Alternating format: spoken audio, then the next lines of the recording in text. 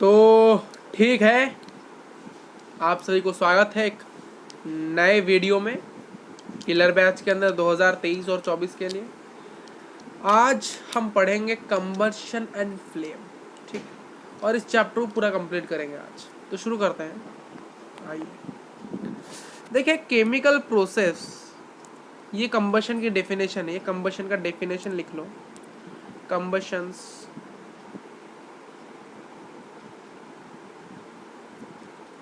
का डेफिनेशन है ये। तो देखिए, डेफिनेशन का शॉर्ट फॉर्म यही होता है, डेफिनेशन को शॉर्ट में ऐसे लिखा आता है, जैसे कि बिटवीन को शॉर्ट में ऐसे लिखा आता है या फिर ऐसे लिखा आता है। बट आपको ये ऐसे सिंबल्स यूज नहीं करने एग्जाम में, आपको डायरेक्ट पूरा लिखना है, ऐसे बिटवीन लिखना है, डेफिनेशन। देखिए, chemical process in which a substance reacts with oxygen to give heat। एक ऐसा केमिकल प्रोसेस जहां पर एक सब्सटेंस, जहां पर, फिर से देखिए, एक केमिकल रिएक्शन जहां पर एक सब्सटेंस रिएक्ट्स करेगा ऑक्सीजन के साथ हीट जनरेट करने के लिए।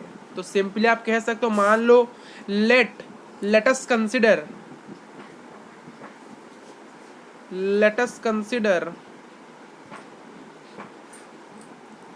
a substance Bx। मान लो मैंने सब्सटेंस का नाम x माना, तो यहां पर x क्या करेगा, ऑक्सीजन के साथ O2 यानी ऑक्सीजन, x यानी सब्सटेंस, प्लस यानी क्या, रिएक्ट्स। क्या करेगा, तो जब कोई सब्सटेंस, मान लो जैसे कि एक्स रिएक्ट करेगा ऑक्सीजन के साथ, क्या प्रोड्यूस करने के लिए, टू प्रोड्यूस हीट्स।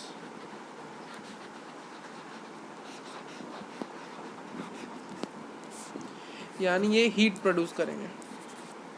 देखिए, ये क्या है, एक केमिकल प्रोसेस है। क्यों केमिकल प्रोसेस? क्योंकि इस प्रोसेस को हम रिवर्स नहीं कर सकते। क्या अब क्या इस हीट से आप वापस से ऑक्सीजन और वापस से इस सब्सटेंस को बना सकते हो सिर्फ एक हीट से? नहीं ना। तो इसलिए हम इसको केमिकल प्रोसेस कहते हैं। ठीक, तो देखिए, एक ऐसा केमिकल प्रोसेस है जहां पर कोई भी सब्सटेंस रिएक्ट्स करेगा ऑक्सीजन के साथ। याद रखें कि एक ऐसा केमिकल प्रोसेस यानी इट नॉट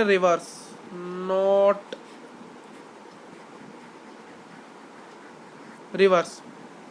ठीक, ये रिवर्स नहीं करेगा। ठीक, तो एक ऐसा केमिकल प्रोसेस है जो कि जहां पर एक सब्सटेंस रिएक्ट्स करता है ऑक्सीजन गैस के साथ। क्यों? हीट रिलीज करने के लिए, हीट प्रोड्यूस करने के लिए। वही चीज, यानी यहां पर सब्सटेंस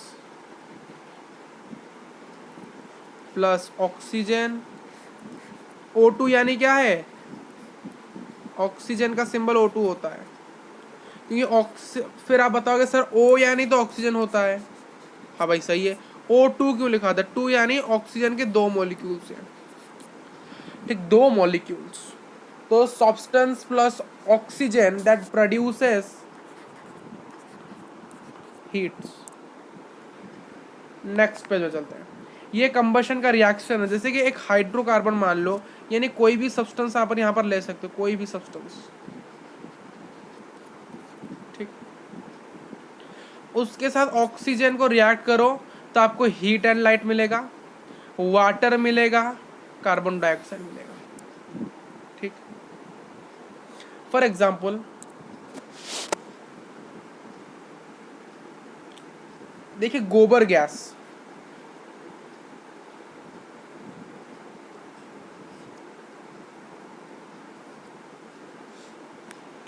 गोबर गैस से क्या रिलीज होता है? मीथेन। देखिए, मीथेन जैसे कि मैंने कहा था O2 ऑक्सीजन का फॉर्मूला है, HCl हाइड्रोक्लोरिक एसिड का फॉर्मूला है। सल्फ्यूरिक एसिड का फॉर्मूला क्या है? H2SO4 मैंने कहा था पिछले वीडियो में। तो वैसे ही मीथेन का फॉर्मूला क्या है बताओ? तो मीथेन का फॉर्मूला क्या है? CH। देखिए हाइड्रोकार्बन्स क्या होता है? हाइड्रोकार्बन्स, कार्बन यानी कार्बन होता है, हाइड्रो यानी हाइड्रोजन होता है। यानी जिस भी किसी कंपाउंड में, यानी एक सब्सटेंस है जहां पर कार्बन भी है और हाइड्रोजन भी है। देखिए देखिए मीथेन के फॉर्मूले में आपको यहाँ पर C फॉर कार्बन दिख रहा है, कार्बन। तो C यानी क्या है? कार्बन होता है। H यानी क्या है? हाइड्रोजन होता है।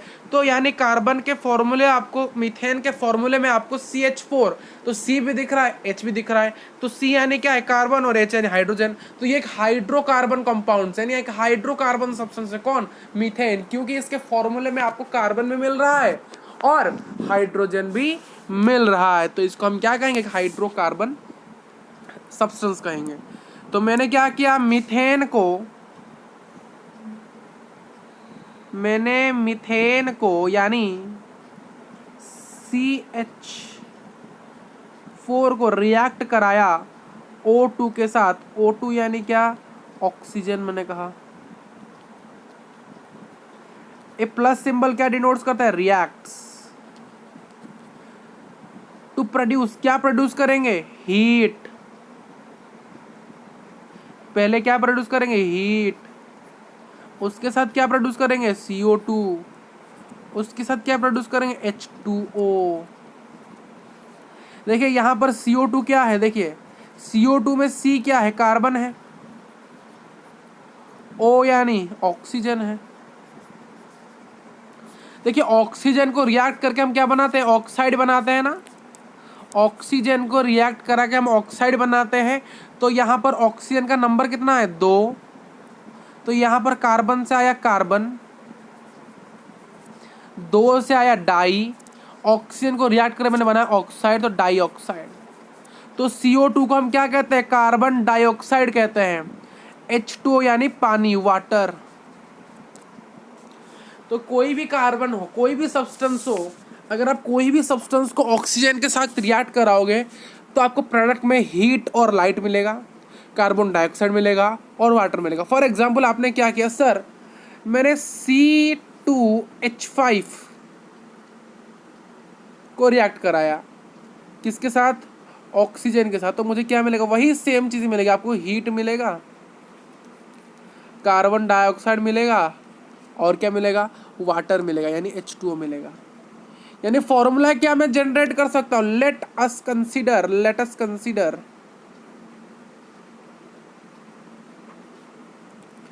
ए सब्सटेंस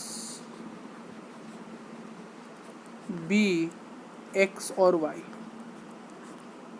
जैसे कि मैंने CH4 कहा था। देखिए CH4 में C भी है और H भी है, यानी ये क्या है? हाइड्रोकार्बन है। तो हमें एक हाइड्रोकार्बन सब्सटेंस करना था, तो इसलिए मैंने XY लिखा। तो जब XY प्लस ऑक्सीजन, यानी कोई भी सब्सटेंस को जब भी आप ऑक्सीजन के साथ रिएक्ट करोगे तो आपको क्या मिलेगा? क्या मिलेगा? हीट मिलेगा। याद रखिए, इसे क्या कहते हैं? हीट कहते हैं।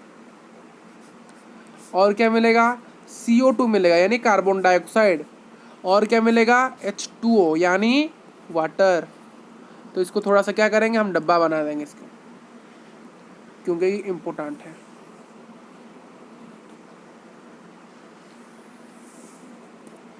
इस चीज़ को याद रखिए, ठीक? इसको ये इम्पोर्टेंट है, इससे क्वेश्चन पूछा आता है आपके फाइनल एग्जाम में, ठीक? याद रखना है इसको। तो ये आपको क्लियर हो गया होगा, ठीक है? देखिए जो सब्सटेंस हवा में जल जाते हैं उनको कंबस्टिबल कहते हैं।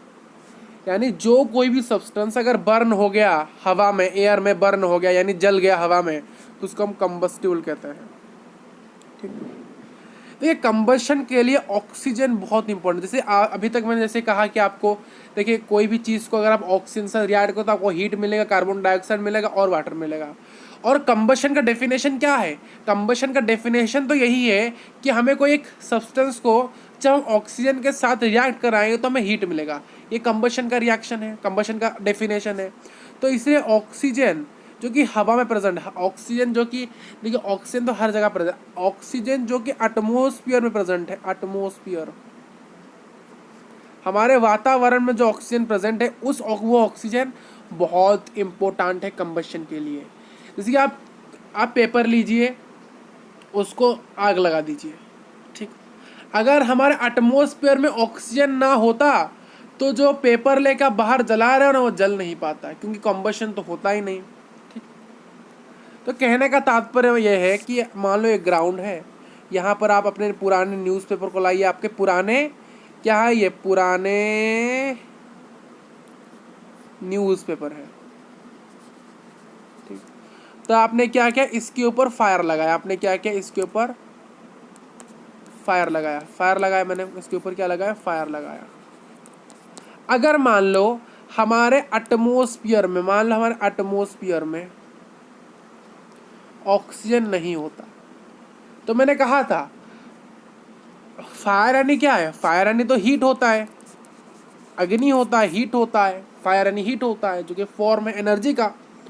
तो मान लो ये न्यूज़पेपर है और न्यूज़पेपर के साथ मैंने हीट लगाया, तो अगर ऑक्सीजन एटमॉस्फेयर नहीं होता तो वो सब्सटेंस कैसे रिएक्ट करता ऑक्सीजन के साथ, क्योंकि ऑक्सीजन तो है ही नहीं, तो हीट तो प्रोड्यूस होता ही नहीं, तो ये कंबशन होता ही नहीं। अगर एटमॉस्फेयर में ऑक्सीजन नहीं होता तो हमारे कंबशन प्रोसेस भी नहीं होता, और यहाँ से फायर नहीं लगा सकते आप जा रहे हो बाहर कि यार ये पुराने न्यूज़पेपर्स हैं, इनको हम जलाएंगे, अगर ऑक्सीजन ही एटमॉस्फेयर नहीं है तो जलेगा ही नहीं, क्योंकि ऑक्सीजन बहुत इंपॉर्टेंट है कंबशन के लिए।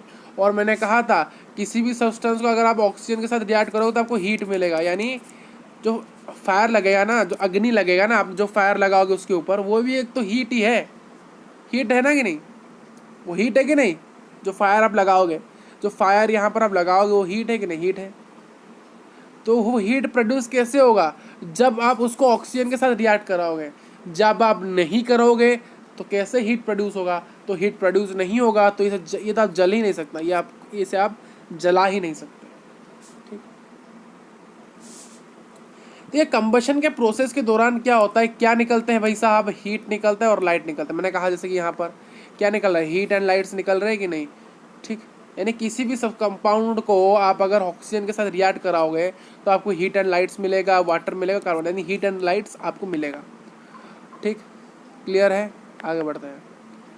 इग्नाइट टेम्परेचर क्या होता है, देखिए इग्नाइट टेम्परेचर क्या होता है, हर स्टेट में आपको देखने को मिलता है। आपको इग्नाइट टेम्परेचर सॉलिड स्टेट में भी देखने को मिलेगा, लिक्विड में भी देखने को मिलेगा और गैसियस स्टेट में भी देखने को मिलेगा।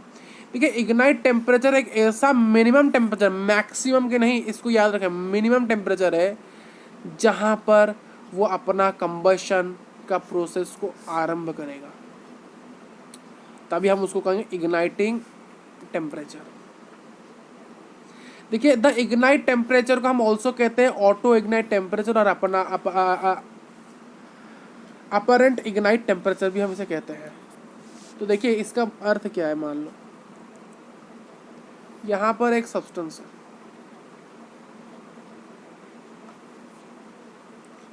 तो आप इसके साथ कितने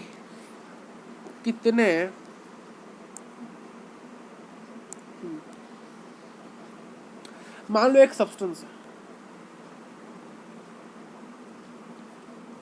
मैंने कहा कि ये जो सब्सटेंस है जब आप इसको 25 डिग्री सेल्सियस की हीट दोगे तभी ये जलेगा, नहीं तो नहीं जलेगा, तब ये बर्न होगा। तो आप क्या करोगे, आपने इसको दिया, क्या दिया, 25 डिग्री सेल्सियस का हीट, किसी और ने इसको दिया 24 डिग्री सेल्सियस का हीट, और किसने इसको दिया 27 डिग्री सेल्सियस का हीट, तो किस केस में जलेगा। देखिए मैंने कहा कि इसको मिनिमम 25 डिग्री सेल्सियस चाहिए जलने के लिए, ठीक। तो आपने दिया 25 डिग्री सेल्सियस, आपके दोनों दोस्त ने, एक ने दिया 24 डिग्री सेल्सियस और एक ने दिया 27 डिग्री सेल्सियस। तो मैंने आपको क्वेश्चन पूछा कि भाई साहब बताओ कि किस किस में ये जलेगा, यानी किस किस में ये बर्न होगा। तो मैंने कहा कि आपको कि ये 25 डिग्री सेल्सियस में जल जाएगा और 27 डिग्री में सेल्सियस में जल जाएगा, 24 डिग्री सेल्सियस में नहीं जलेगा। क्यों नहीं जलेगा? क्योंकि मिनिमम इसको यानी इस सब्सटेंस को मिनिमम 25 डिग्री सेल्सियस की हीट चाहिए कि जल सके। अगर आप उससे कम दोगे तो ये कैसे चलेगा? ये मिनिमम है, ये मिनिमम है। और मैक्सिमम कितना? मैक्सिमम तो बहुत सारे हो सकते हैं, 100 डिग्री सेल्सियस भी हो सकता है हीट, ठीक। यानी मिनिमम आप एक सब्सटेंस को यानी मिनिमम टेम्परेचर या फिर हीट, आप मिनिमम कितना टेम्परेचर ऑफ हीट दे रहे हो एक सब्सटेंस को जलने के लिए। यानी हर सब्सटेंस के अलग अलग क्या होते हैं? इग्नाइट टेम्परेचर होता है। कोई सब्सटेंस अगर 25 डिग्री सेल्सियस में जल जाता है तो कहीं को 77 डिग्री सेल्सियस लगता है। यानी मिनिमम उनके रिक्वायरमेंट उतने ही होते हैं। यानी आपको उतना उनको टेम्परेचर देना पड़ेगा उनको जलने के लिए, मिनिममली जलने के लिए। जैसे कि यहाँ पर एक सब्सटेंस का कंडीशन मैंने रखा कि इसको 25 डिग्री सेल्सियस चाहिए, मिनिमम इसको 25 डिग्री सेल्सियस चाहिए जलने के लिए। उससे ज़्यादा हो सकता है, उससे कम नहीं हो सकता। तो आपने 25 डिग्री सेल्सियस दिया तो ये जला, किसी और ने 27 डिग्री सेल्सियस दिया वो तो जलेगा क्योंकि 25 सबसे ज़्यादा ही दिया। अगर किसी ने 24 डिग्री दिया या फिर किसी ने 23 डिग्री सेल्सियस दिया, किसी ने 19 डिग्री सेल्सियस दिया, क्या जलेगा? नहीं, क्योंकि इसका मिनिमम रिक्वायरमेंट और मिनिमम कंडीशन कितना है? 25 डिग्री सेल्सियस। That's it. जैसे कहा जाता है वाटर, पानी। मान लो एक कंटेनर है, ये यहाँ पर वाटर रखा गया है, वाटर का कलर क्या है? ब्लू। तो यहाँ पर हमने वाटर रख लिया। क्या है यहाँ पर? वाटर है, यानी पानी है। तो अब इसको जलाओ। देखिए वाटर कितने डिग्री सेल्सियस में जलता है? वाटर का मिनिमम, वाटर 100 डिग्री सेल्सियस में जलता है। याद रखें, इसको याद रखना पड़ेगा, इसको आपको याद रखना है, ये इम्पोर्टेंट है। क्वेश्चन पूछता है कि वाटर कितने डिग्री सेल्सियस में जलेगा, यानी बॉयल हो जाएगा। जलेगा तो नहीं, बॉयल होगा। तो कितने डिग्री सेल्सियस में बॉयल हो जाएगा? यानी गर्म हो जाएगा वाटर। यानी वाटर को कितने डिग्री सेल्सियस का टेम्परेचर लगेगा गर्म होने के लिए? तो 100 डिग्री सेल्सियस उसका आंसर है। तो अगर आपने वाटर को 90 डिग्री सेल्सियस का टेम्परेचर दिया है तो क्या ये वाटर गर्म होगा? नहीं होगा, क्योंकि आपने इसके मिनिमम रिक्वायरमेंट को तो फुलफिल किया ही नहीं। तो ये जो 100 डिग्री सेल्सियस है वाटर का, ये जो 100 डिग्री सेल्सियस है वाटर को गर्म करने के लिए जो कि इसकी मिनिमम रिक्वायरमेंट है, तो इसी को ही हम कहेंगे इग्नाइट टेम्परेचर। क्या कहेंगे? इग्नाइट टेम्परेचर कहेंगे। यानी एक सब्सटेंस को मिनिममली कितने टेम्परेचर चाहिए बर्न होने के लिए या फिर गर्म होने के लिए, तो वही उस सब्सटेंस का क्या है? इग्नाइट टेम्परेचर है, ठीक। और इग्नाइट टेम्परेचर को हम ऑटो इग्नाइट टेम्परेचर भी कहेंगे और अपरेंट इग्नाइट टेम्परेचर भी कह सकते हैं। आइए, कंबशन के 3 प्रकार है, रैपिड कंबशन, स्पॉन्टानियस और एक्सप्लोजन। पहले रैपिड में चलते हैं। रैपिड क्या है? देखिए रैपिड कंबशन में क्या होता है? रैपिड यानी बहुत जल्दी। तो यहाँ पर कंबशन की प्रोसेस बहुत जल्दी होती है। यानी कोई भी सब्सटेंस, रैपिड में क्या होगा, कोई भी सब्सटेंस को आप लाओ, मान लो एक्स, उसके साथ आपने ऑक्सीजन को लगाया तो ये बहुत जल्दी हीट प्रोड्यूस करता है, बहुत जल्दी। यानी 1 सेकंड भी नहीं लगा इसको हीट प्रोड्यूस करने के लिए। जैसे कि मैस्टिक नियर स्टोव। अगर आप अपने जहाँ पर हम खाना बनाते हैं ना, चावल को गर्म करते हैं, वो उसको स्टोव कहता है। आप स्टोव के सामने मैस्टिक को ले जाओ तो तुरंत जल जाता है, तुरंत गर्म हो जाता है, तुरंत जल जाता है, ठीक। यानी रैपिड कंबशन क्या है? जहाँ पर कंबशन का जो प्रोसेस बहुत जल्दी होता है, तुरंत, यानी 1 सेकंड भी नहीं लगा ये हो जाएगा। स्पॉन्टानियस क्या होता है? Combustion is it its own. देखिए यहाँ पर क्या होगा, combustion is on its own क्या है? इसका मतलब क्या है? ये अपने आप ही कंबशन का प्रोसेस कर लेगा। यानी जैसे कि रैपिड कंबशन में आपको एक सब्सटेंस को एक और सब्सटेंस के पास लेना पड़ेगा और जब वो आपस में एक दूसरे के पास आएंगे तभी वो जलेंगे, नहीं तो अगर आपने बहुत दूर दूर रखा तो जलेंगे कैसे? और स्पॉन्टानियस क्या है? वो अपने आप से ही कंबशन करने लगेंगे। यानी आपको ना ही उनके साथ ऑक्सीजन को लाके रिएक्ट करना पड़ेगा, वो एटमॉस्फेयर में वो ऐसे है कि वो एटमॉस्फेयर से ऑक्सीजन को अपने आप लेकर वो रिएक्ट करेंगे। जैसे कि कोयले का माइन होता है, हमारे पास बहुत सारे कोयले के माइंस होते हैं, तो कोयले का माइनिंग करते समय बहुत सारे कोयले के डस्ट रिलीज होते हैं। तो वो कोयले के डस्ट क्या होते हैं? कंबशन प्रोसेस से गायब हो जाते हैं। तो देखिए यहाँ पर तो देखिए कोयले का माइनिंग बहुत बिजी होता है, क्योंकि बहुत सारे लोग माइनिंग में कमे लगे होते हैं, बहुत सारे एग्जीक्यूटिव होते हैं, बहुत सारे ऑफिसर भी लगे हुए होते हैं, और वहाँ पर उनका शेड्यूल पूरा बिजी होता है। और वहीं वहाँ से जो डस्ट निकल रहा है उस डस्ट का ध्यान कोई देता ही नहीं। तो जो डस्ट होते हैं वो अपने आप से कंबशन करने लगते हैं जो उन ऑक्सीजन के साथ जो कि एटमॉस्फेयर में प्रेजेंट है, और वो अपने आप ही गायब हो जाते हैं, जल जाते हैं, अपने आप ही गर्म हो जाते हैं।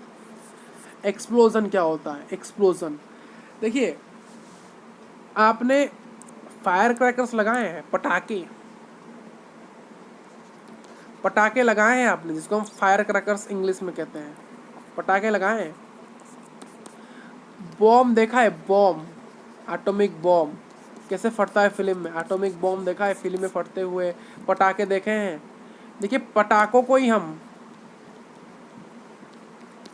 फायर क्रैकर्स कहते हैं और उन्हीं को ही हम एक्सप्लोजियम भी कह सकते हैं। एक्सप्लोजियम, एक्सप्लोजन यानी बहुत धमाका, बहुत ज़ोर सा है। एक्सप्लोजन यानी क्या है? धमाका बहुत ज़ोर से है। जैसे कहीं पर अगर बॉम्ब फटता है, मान लो कोई बॉम्ब फटा, पटाखे वाले बॉम्ब की बात कर रहे हैं, रियल बॉम्ब की बात नहीं कर रहे हैं, वो डायनामिक बॉम्ब की बात नहीं कर रहे हैं, एटॉमिक बॉम्ब की बात नहीं कर रहे हैं। जो पटाखे वाले बॉम्ब होते हैं जो कि आप जाके दिवाली के दिन खरीदते हो, तो उसको आपने लाया और उसको जला दिया, तो वो जब फटता है तो बहुत ज़ोरों की हीट लगती है, बहुत ज़ोरों की हीट रिलीज होती है, बहुत ज़ोरों का साउंड रिलीज होता है। यानी एक ऐसे कंबशन जहाँ पर बहुत मात्रा में हीट, लाइट और साउंड रिलीज होता है। आप जो फायर क्रैकर्स लाते हो, दिवाली के पटाखे लाते हो ना, उसको जब जलाते हो तो वहाँ पर बहुत ज़ोरों की साउंड से जनरेट नहीं होती है।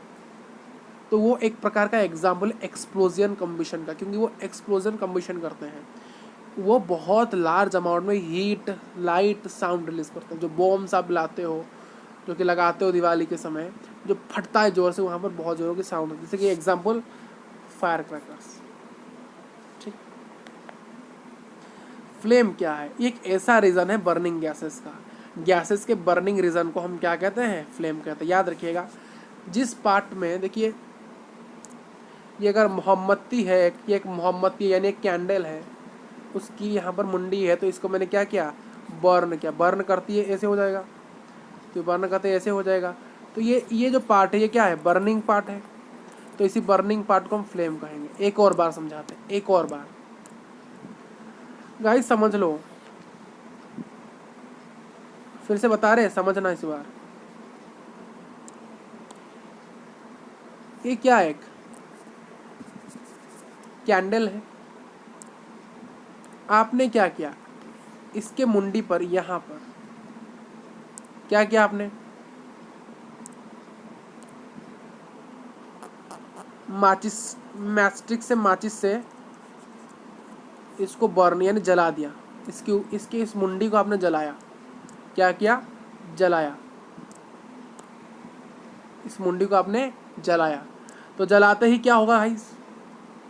जलाते ही कुछ इस प्रकार का चित्र आपको देखने को मिलेगा। जलेगा तो जलने ही, ये जो जलेगा तो ऐसे जल जाएगा, बर्न हुआ। और धीरे धीरे मोमबत्ती, ये जो कैंडल है, धीरे धीरे खत्म होते जाएगा। तो ये जो पार्ट है यहाँ पर, यहाँ से लेकर यहाँ तक पार्ट जो कि एक्चुअली में जल रहा है, अगर आप इसे टच करोगे तो आपको क्या होगा? गर्म लगेगा, क्योंकि ये जो पार्ट यहाँ से लेकर यहाँ तक ये जल रहा है। क्या आप इस मोमबत्ती को यहाँ पर जब टच करोगे, मोमबत्ती का बॉडी है यानी कैंडल का बॉडी है, क्या आप जब इसको टच करोगे, इसको, क्या आपको गर्म लगता है? नहीं। जब आप इसको टच करते हो तब आपको गर्म लगता है। तो इसका मतलब क्या? ये बर्निंग पार्ट है, ये जल रहा है, तो ये बर्निंग पार्ट है। तो इसी बर्निंग पार्ट को हम क्या कहते हैं? फ्लेम कहते हैं। ठीक है? ओ अच्छा, ठीक है।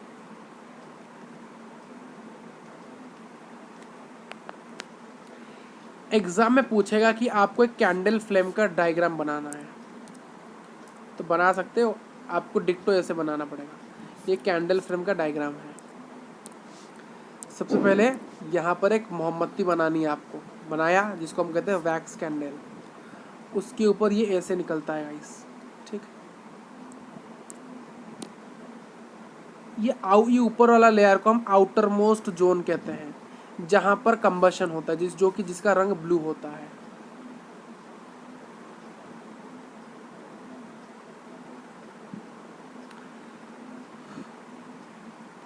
देखिए इस चीज़ को थोड़ा सा यहाँ पर बनाना चाहूँगा आपके लिए,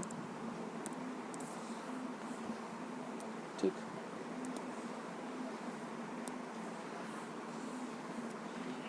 इसके बेसिकली 3 लेयर होते हैं। कितने लेयर होते हैं? 3 लेयर होते हैं। क्या क्या? सबसे पहला लेयर है आउटर मोस्ट लेयर, फिर मिडिल लेयर, फिर इनर मोस्ट लेयर, यानी बाहर, मिडिल और अंदर, ठीक। क्लियर है? तो इसके पास 3 लेयर होते हैं। अब देख सकते हो, इसको मैं जूम करता हूँ यहाँ पर थोड़ा सा।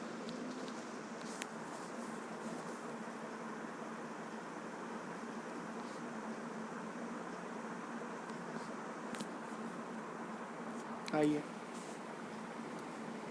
ठीक है। ये इसके पास कितने लेयर से? 3 लेयर। एक तो आउटर मोस्ट जोन लेयर है, एक मिडिल लेयर है और एक इनर मोस्ट लेयर है। देखिए जो बाहरी लेयर है, जो आउटर मोस्ट लेयर है ना, जो आउटर मोस्ट लेयर है जहाँ पर कंबशन कंप्लीट होता है, जिसका रंग क्या होता है? ब्लू कलर का होता है, ठीक है।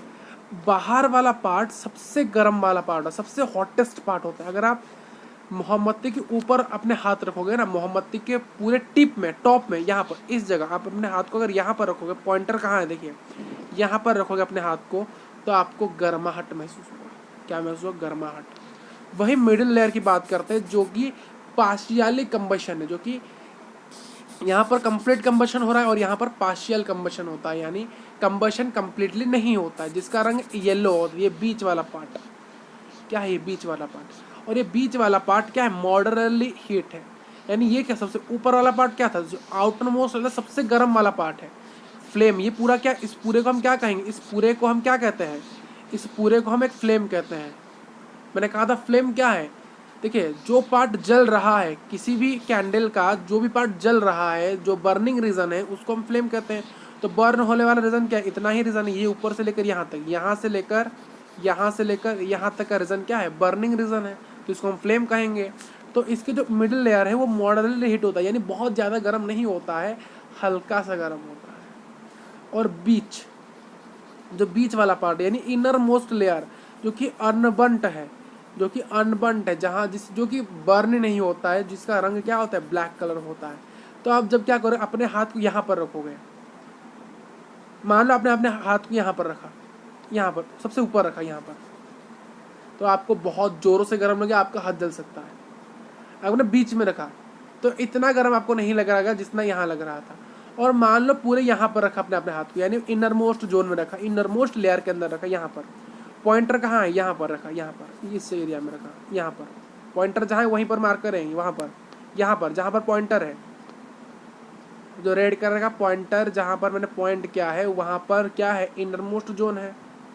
तो वहाँ पर जब अपने हाथ को आप रखोगे तो आपको बिल्कुल गर्म नहीं लगेगा, क्योंकि वहाँ पर गर्म होता ही नहीं, क्योंकि वो एरिया अनबर्न्ट है। क्यों अनबर्न्ट है? वैक्स के वेपर्स के कारण। देखिए वैक्स धीरे धीरे नीचे चलता जाएगा, तो यहाँ पर वैक्स के वेपर्स कुछ जनरेट होते हैं, कुछ गैसेस रिलीज होती है, तो इसी गैसेस के कारण ये बहुत कम गर्म होता है। तो एग्जाम में पूछेंगे कि आपको एक लेवल डायग्राम बनाना है भाई, आपको एक लेवल डायग्राम बनाना है कैंडल के फ्लेम में, तो यहाँ से यहाँ तक के पार्ट को हम क्या कहते हैं? फ्लेम कहते हैं। और यहाँ से कि यहाँ तक पार्ट को वैक्स कैंडल कहते हैं। कुछ टाइप्स आपको देखने पड़ेंगे, टाइप्स। देखिए आउटर मोस्ट लेयर कैसा है?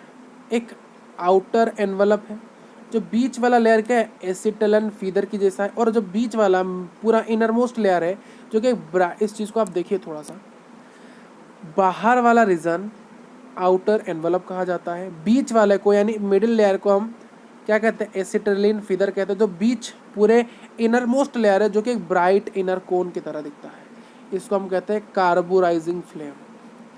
वही न्यूट्रल फ्लेम क्या होता है? देखिए कार्बोलाइज फ्लेम में 3 लेयर होते हैं। क्या क्या लेयर होता है? पहला लेयर आउटर एनवलप, दूसरा लेयर एसिटिलिन फीदर, तीसरा लेयर ब्राइट इनर कोन। और वहीं जो सेकंड टाइप क्या है, जहाँ पर 2 लेयर होते हैं, सेकंड टाइप में क्या होता है? 2 लेयर सिर्फ होते हैं, 2 ही लेयर होते हैं। पहला लेयर आउटर एनवलप क्या होता है? पहला लेयर क्या होता है? Outer envelope. और देखिए इसमें क्या होता है? न्यूट्रल फ्लेम में क्या होता है? मिडिल लेयर नहीं होता। क्या नहीं होता? मिडिल लेयर नहीं होता, ठीक है, मिडिल लेयर नहीं होता। कौन से दो लेयर होते हैं? आउटर मोस्ट लेयर होता है और इनर मोस्ट लेयर होता है। तो आउटर मोस्ट लेयर को हम आउटर एनवलप कहते हैं और इनर मोस्ट लेयर को इनर कोन कहा है। जैसे कि कार्बोराइजिंग में क्या था, मिडिल लेयर क्या था, एसिटिलीन फीदर, जो कि इसमें एब्सेंट, तो इसलिए हम इसको न्यूट्रल फ्लेम कहते हैं। Last one is oxidising flame.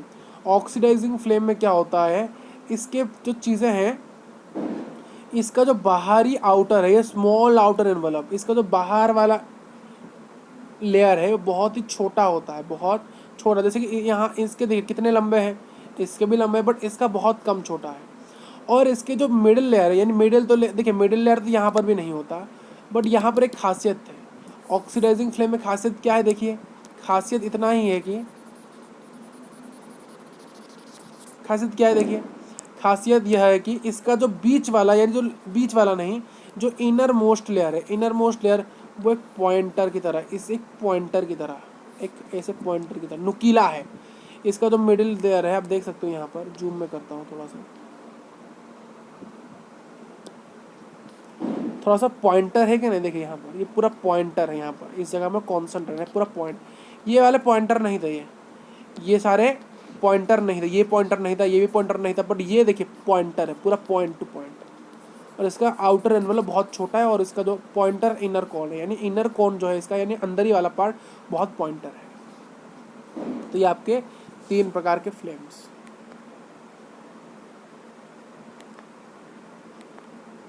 तो आपको एक बार समझा लेते हैं, जो इसको समझ लो एक बार। ऑक्सीडाइजिंग फ्लेम, ये बाहर वाला एरिया और ये अंदर वाला एरिया, सॉरी। तो ये जो पार्ट नुकीला होता है, बहुत पॉइंटेड होता है, और बाहरी जो परत वो बहुत स्मॉल होता है, तो उसको ही हम कहते हैं ऑक्सीडाइजिंग फ्लेम। तो इस वीडियो को देखने के लिए बहुत बहुत धन्यवाद। मिलेंगे नेक्स्ट चैप्टर के अंदर, तब तक रहता है। Thank you for watching this video.